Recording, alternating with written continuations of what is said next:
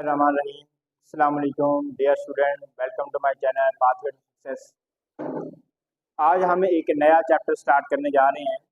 बहुत ही important topic है antiviral drugs.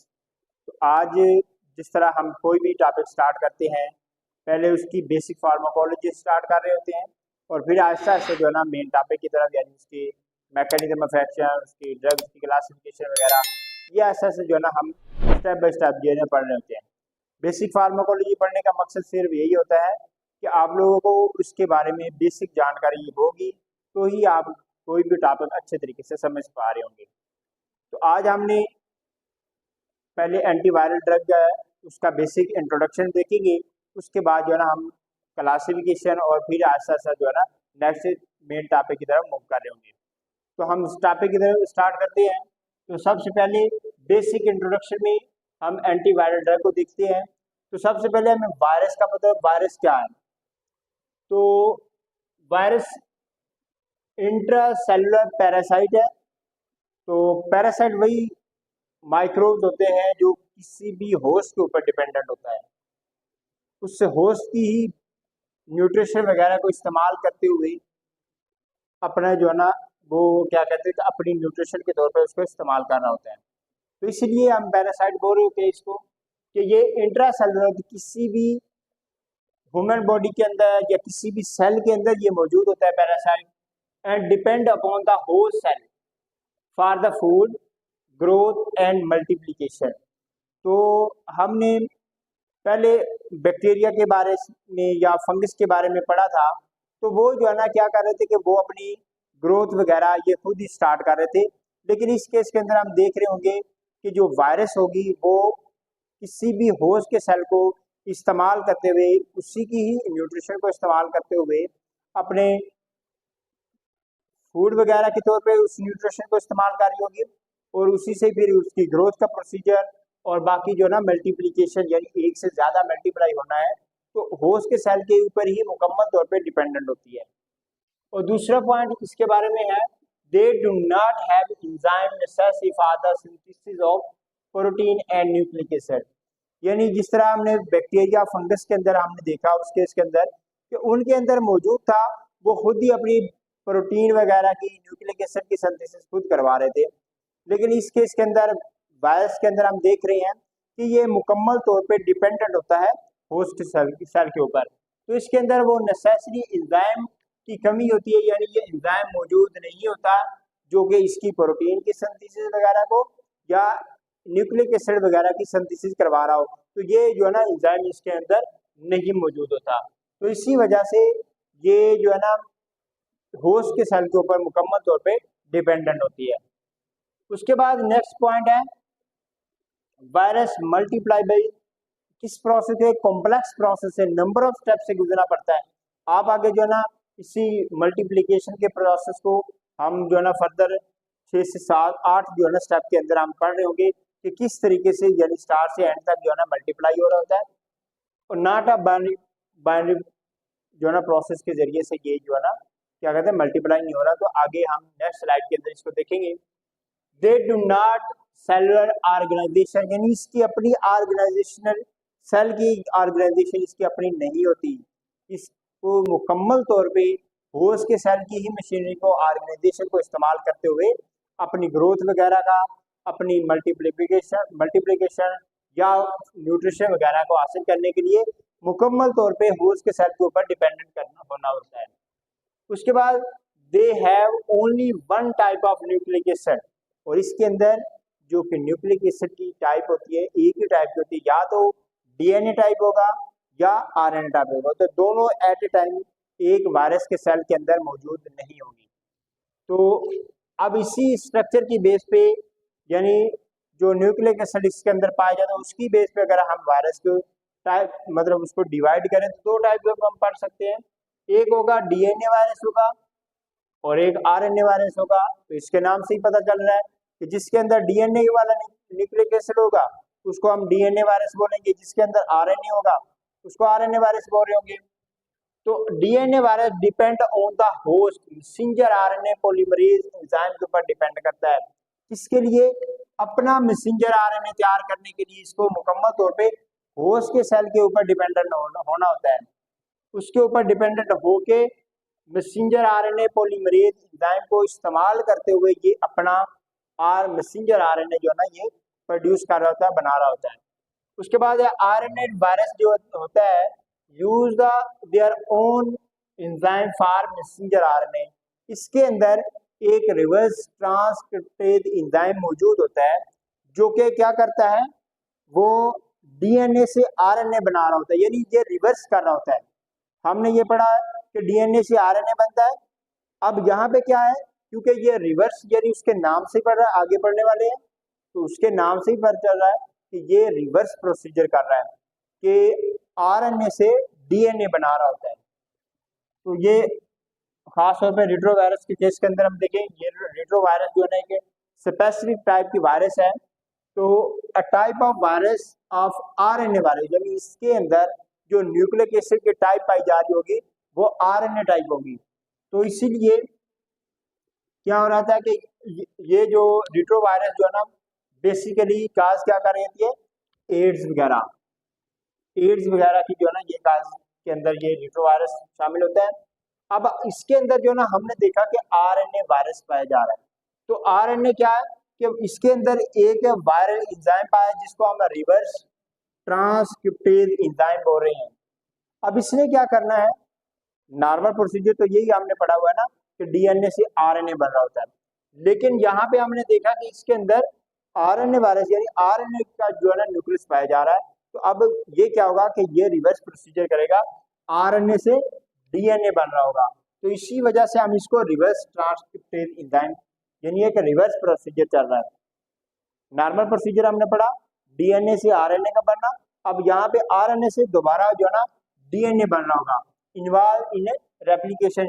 और ये वाला एंजाइम जो है ना इसकी रेप्लिकेशन के अंदर इन्वॉल्व हो रहा होता है। तो अब हम जो है ना ये जितनी भी आगे ड्रग पढ़ने जा रहे हैं यानी इसकी क्लासिफिकेशन हम देखने जा रहे होंगे, तो उसके अंदर सारी की सारी ड्रग जो है ना इसी स्टेप को फॉलो करते हुए किसी न किसी स्टेप को जो है ना इफेक्ट कर रही होगी। यानी सबसे पहला पॉइंट इसके अंदर क्या है कि viral attachment and entry. Virus का सेल किसी भी सेल के ऊपर जाके अटैच होगा और फिर उसके अंदर पेनिट्रेट कर रहा होगा और फिर उसके बाद अनकोटिंग अपने आप को जो है ना अनकोड कर देगा। उसके बाद ट्रांसक्रिप्शन, ट्रांसलेशन या न्यूक्लिक एसिड वगैरह की आरएनए डीएनए की सिंथेसिस हो रही होगी, ठीक है, रेप्लिकेशन का प्रोसीजर हो रहा होगा और फिर उसके बाद असेंबली यानी ये सारे इकट्ठा जो है एक पैक फॉर्म में होगा। उसके बाद बडिंग या एक प्रोसीजर के जरिए इसको उस सेल से होस्ट सेल से रिलीज कर दिया जाएगा। अब वो जो है ना नेक्स्ट सेल के लिए वो तैयार हो जाएगा। तो ये जो है ना बेसिक इसका इंट्रोडक्शन था। आगे हम उसके कुछ और जानकारी हम देखने जा रहे हैं, उसकी क्लासिक यानी इसके रेप्लिकेशन के स्टेप को देखेंगे और उसके अलावा जो है ना इसको इस स्ट्रक्चर के हवाले से हम देखने जाए यानी उसकी मॉर्फोलॉजी कैसी होगी, हम नेक्स्ट स्लाइड के अंदर आप उसको देखते हैं। आगे जो है ना हमने इसकी मॉर्फोलॉजी को देखना है और इसके रेप्लिकेशन के स्टेप्स को देख रहे होंगे। तो सबसे पहले हम देखते हैं it consist of core genome of nucleic acid. तो ये आपने पहले पढ़ लिया है कि ये या तो डीएनए या आरएनए से मिलकर बना होता है और इसी को ही हम न्यूक्लियोटाइड बोल रहे होते हैं। यानी ये कोर जीनोम होता है, बेसिक इसका न्यूक्लिक एसिड का जो पार्ट होता है वो आरएनए या डीएनए। इसी बेस पे तो हम इसको वायरस का नाम दे रहे हैं कि आरएनए वायरस है या डीएनए वायरस है, यानी उसकी न्यूक्लियोटाइड की बेस पे हम न्यूक्लियोटाइड की बेस पे हम देख रहे होते हैं। उसके बाद क्या है कि उसके ऊपर एक प्रोटीन का सेल होता है जो उसको कवर किया होता है, ठीक है, एक सेल जो इसके ऊपर contain in a protein cell that is का कैप्सिड जिसको बोल रहे होते हैं, जो उसके ऊपर एक कैप की फॉर्म में मौजूद होता है। उसके बाद ओवरऑल एक लाइपोप्रोटीन का एक कोट मौजूद होता है जो सराउंड मुकम्मल तौर पर इसके सेल को जो है ना क्या कहते हैं कवर किया होता है, sometimes surrounded by a lipoprotein membrane. इसको हम इनवेल्व बोलते हैं। इनवेल्व क्या है कि उसने पूरे वायरस के सेल को अपने अंदर यानी कवरिंग प्रोवाइड की जा रही होती है। और ये जो कैप्सिड की बात की है ये एक कैप की फॉर्म में एक जो है ना सेल मौजूद होता है, वो आउटर मोस्ट सेल, इसको हम कैप्सिड बोलते हैं। और जो मेम्ब्रेन की फॉर्म में जो पूरे सेल को जो है ना कवर अप किया होता है उसको हम इनवेल्व बोलते हैं। अब ये बात का जो है ना एमसीक्यू में आपसे पूछा जा सकता है क्योंकि मॉर्फोलॉजी के बेस पे हमने देखा कि ये उसकी मुख्तलिफ शेप्स हो सकती हैं, उसका साइज भी उसी बेस पे जो है ना वेरिएशन आ रही होती है। तो सबसे स्मॉलेस्ट वायरस जो होगी वो है पेरोवो वायरस। पेरोवो वायरस ये 20 नैनोमीटर तक जो है ना इसका साइज होता है, 20 नैनोमीटर, ये सबसे स्मॉलेस्ट साइज है। और अगर लार्जेस्ट साइज की बात करें तो पोक्स वायरस, ये 300 नैनोमीटर तक जो है ना इसका साइज होता है। तो ये जो है ना एमसीक्यू पॉइंट ऑफ व्यू से इम्पोर्टेंट है, तो आप लोगों ने ये याद रखना है। अब उसके बाद जो है ना इसकी रेप्लिकेशन का स्टेप यानी इसकी मल्टीप्लिकेशन का स्टेप आ गया। वही जो 8 स्टेप हमने देखे हैं कि किस किस स्टेप के ऊपर कोई भी ड्रग इस्तेमाल हो रही है। तो जाहिर है सबसे पहले जो है ना स्टेप हम उसी हिसाब से उसकी रेप्लिकेशन का प्रोसीजर पढ़ते हैं, साथ साथ आप लोगों को समझ आ जाएगी कि कौन सा स्टेप अगर कोई भी ड्रग जाके उस स्टेप को ब्लॉक कर रही है तो उससे क्या फर्क पड़ने होता है, यानी इसकी रेप्लिकेशन के ऊपर क्या इफेक्ट पड़ रहा होता है। तो सबसे पहले हम इसकी मल्टीप्लिकेशन या रेप्लिकेशन के स्टेप को देखें। पहले जो ना स्टेप हमारे पास है एडजॉर्प्शन, यानी एडजॉर्ब हो जाना, किसी भी सरफेस के ऊपर जाके अटैचमेंट होती है। यानी यहाँ पे क्या होगा, attachment of virus to the cell surface receptor of host cell, यानी कोई भी वायरस का सेल है उसने जाके उसके होस्ट सेल के ऊपर जाके अटैच हो जाना है। अब अटैच हो गया है यानी उसकी सरफेस के साथ जब अटैच होता है उसको हम एडजॉर्प्शन का फिनोमेना बोलते हैं। अब उसके बाद अटैचमेंट के बाद उसने पेनिट्रेट करना, उस सेल के अंदर एंट्री करनी, उसने क्या होगा, penetration permeation in the host cell via phagocytosis procedure के जरिए से उसने क्या करना है, उसके अंदर पेनिट्रेट कर जाना है। और इसको हम वीरोपैक्सिस बोलते हैं, वीरोपैक्सिस।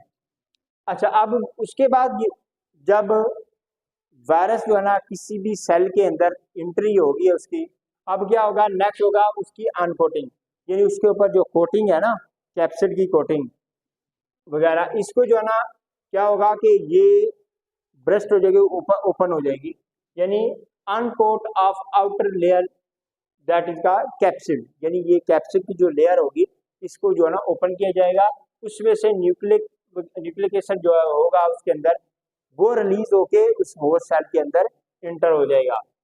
अब होस्ट सेल के अंदर जब इंटर होगा तो ये सारा प्रोसीजर कैसे, लाइसोसोम एंजाइम की मदद से हो रहा होता है। उसकी जो आउटर मोस्ट कवरिंग होती है ना वो किस वजह से जो है ना ये ओपन होती है, अनकोटिंग होती है, तो वो लाइसोसोमल एंजाइम की वजह से हो रही होती है। उसके बाद नंबर 4 स्टेप के ऊपर क्या है कि जब ये न्यूक्लिक एसिड होस्ट सेल के अंदर इसका रिलीज हो गया है, यानी आरएनए या डीएनए है वो होस्ट सेल के अंदर रिलीज हो गया है, अब उसने क्या करना है, अब उसने synthesis of DNA, RNA, capsid protein and enzyme की सिंथेसिस करवा देनी है, मतलब ये प्रोसीजर स्टार्ट हो जाएगा। अब इसके दौरान क्या हो रहा होता है कि they are necessary for the viral synthesis, assembly and release, यानी ये ओवरऑल सारे के सारे जो आरएनए या डीएनए या कैप्सिड प्रोटीन या एंजाइम की जो सिंथेसिस हो रही होती है इन 4 या 6 स्टेप को फॉलो करते हुए हो रही होती है। और ये जो ना इंटरफेयर कर रहे हो जो होस्ट सेल के अंदर मौजूद है ना उसके साथ, उसके डीएनए आरएनए के साथ इंटरफेयर होके और रेप्लिकेशन का प्रोसीजर हो रहा होता है। सबसे पहला क्या, ये ट्रांसक्रिप्शन प्रोसीजर होगा, क्या कि messenger RNA from the viral RNA nucleic acid उसके साथ मैसेंजर आरएनए के जरिए वो न्यूक्लिक अटैचमेंट हो जाएगी, यानी इसकी ट्रांसक्रिप्शन होगी। कैसे, डीएनए से आरएनए बनेगा, आरएनए से डीएनए बन रहा होगा।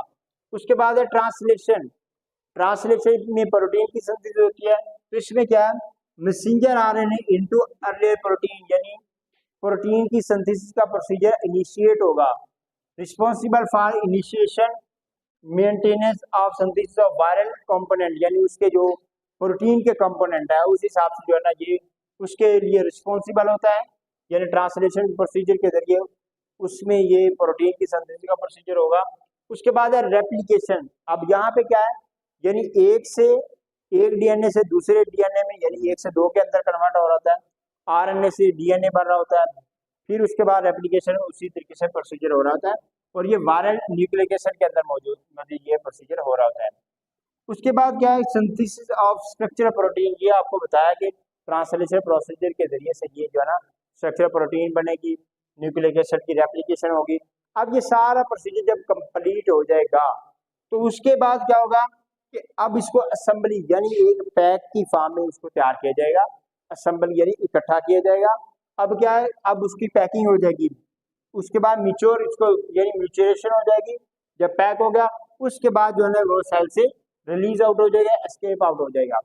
तो इस तरीके से जो है ना ओवरऑल वायरस का जो सेल है वो उसके सेल को उसकी मशीनरी को ही इस्तेमाल करते हुए, उसी की न्यूट्रिशन को इस्तेमाल करते हुए अपनी फूड वगैरह, अपनी न्यूट्रिशन का प्रोसीजर, अपनी ग्रोथ का प्रोसीजर या अपनी रेप्लिकेशन का प्रोसीजर जो है ना परफॉर्म कर रहा होता है। यानी ये मुकम्मल तौर पे डिपेंडेंट हो रहा होता है होस्ट के सेल के ऊपर। तो इसलिए अब हमने ये जितने भी स्टेप पढ़े हैं इसकी रेप्लिकेशन के स्टेप, आगे हम जो क्लासिफिकेशन पढ़ने जा रहे हैं ना, तो हर क्लास की ड्रग वो किसी न किसी स्टेप के ऊपर जाके जो है ना इफेक्ट कर रही होगी। फॉर एग्जांपल अगर पहले स्टेप को देखिए एडॉप्शन के प्रोसेस यानी अटैचमेंट, अगर ऐसी ड्रग दे रहे हैं जो वायरस के सेल को होस्ट के सेल के साथ अटैचमेंट ही ना होने दें तो आगे उसकी पेनिट्रेशन जो है ना ब्लॉक हो जाएगी, यानी आगे वाले स्टेप ऑटोमेटिकली ब्लॉक हो जाएंगे। इसी तरीके से अगर अनकोटिंग वगैरह का अगर इसके ऊपर यानी ये क्लासिफिकेशन में हम पढ़ने जा रहे हैं तो कुछ ड्रग होंगी जो इसके अनकोटिंग के प्रोसीजर को ब्लॉक कर रही होंगी। तो जब वो अनकोट नहीं होगा उसके अंदर से जो है ना डीएनए आरएनए न्यूक्लिक एसिड जो है ना वो नहीं रिलीज हो पाएगा और आगे जो है ना रेप्लिकेशन जो होनी थी या ट्रांसलेशन ट्रांसक्रिप्शन का प्रोसीजर होना था वो ब्लॉक हो जाएगा। तो इस तरीके से आप हमने जो है ना ये इन्हीं जो स्टेप्स हमने पढ़े हैं रेप्लिकेशन के, इन्हीं स्टेप को फॉलो करते हुए हम जो है ना ड्रग्स वगैरह की क्लासिफिकेशन पढ़ रहे होंगे और वही ड्रग जो है ना इन्हीं मखसूस जो हमने स्टेप्स पढ़े हैं इनके ऊपर जाके इफेक्ट कर रही होगी और इसके जो रिलेटेड जो प्रोसीजर होगा, जो स्पेसिफिक स्टेप होगा, पॉइंट होगा, उसको जो आपके ब्लॉक कर देगी। तो इस तरीके से वायरस की जो रेप्लिकेशन का प्रोसीजर होगा उसको हम ब्लॉक कर रहे होंगे। तो यहाँ तक जो है ना हमने इसका बेसिक इंट्रोडक्शन देखा, इसकी रेप्लिकेशन के स्टेप्स देखे और उसके अलावा उसकी कुछ मॉर्फोलॉजी के स्टेप्स हमने देख लिए, यानी बेसिक जानकारी हमने हासिल कर ली है। अब हमने क्या करना है उसके बाद नेक्स्ट इसकी जो है ना क्लासिफिकेशन होगी। हम इसी लेक्चर के एंड में आपको एक स्लाइड की फॉर्म में इसकी classification on the base of mechanism हम दे रहे होंगे। उसके बाद लिपिड कार्ड के अंदर जो मौजूद होगी वो हम आपको प्रोवाइड करेंगे। तो आपने क्या करना है कि जब ये लेक्चर आप मुकम्मल तौर पे सुन लेंगे तो एंड पे जो स्लाइड दी होगी आप वहाँ पे जो है ना लेक्चर की जो वीडियो को आप स्टॉप करेंगे, वहाँ से आप अगर स्क्रीनशॉट लेना चाहते हैं स्क्रीनशॉट ले लेंगे, अगर उससे नोट करना चाहे वो आपको जैसे मतलब इजी लगेगा आप उसी तरीके से जो है ना क्लासिफिकेशन को नोट कर लेंगे। उसके बाद जो है ना नेक्स्ट हम इंशाल्लाह नेक्स्ट लेक्चर के अंदर जो पहली क्लास होगी हम उसको वाइंड अप करेंगे। कोशिश करेंगे इस चैप्टर को जल्दी से जल्दी जो है ना कवर किया जाए ताकि आप लोगों के एग्जाम से पहले आपका सिलेबस जो है ना हम कोशिश करेंगे मैक्सिमम जो है ना कवर हो जाए ताकि आप लोगों को फायदा हो जाए। बाकी यहाँ तक अगर आप लोगों को कोई भी किसी किस्म का क्वेश्चन है तो आप कमेंट बॉक्स में हमें कमेंट कर सकते हैं, हम आपको रिस्पॉन्स करेंगे। आपका फीडबैक हमारे लिए बहुत इंपॉर्टेंट है, तो आप फीडबैक ज़रूर दीजिएगा, अपने दोस्तों को भी शेयर करें, खुद भी जो है ना इससे फ़ायदा उठाएं। अल्लाह हाफिज़।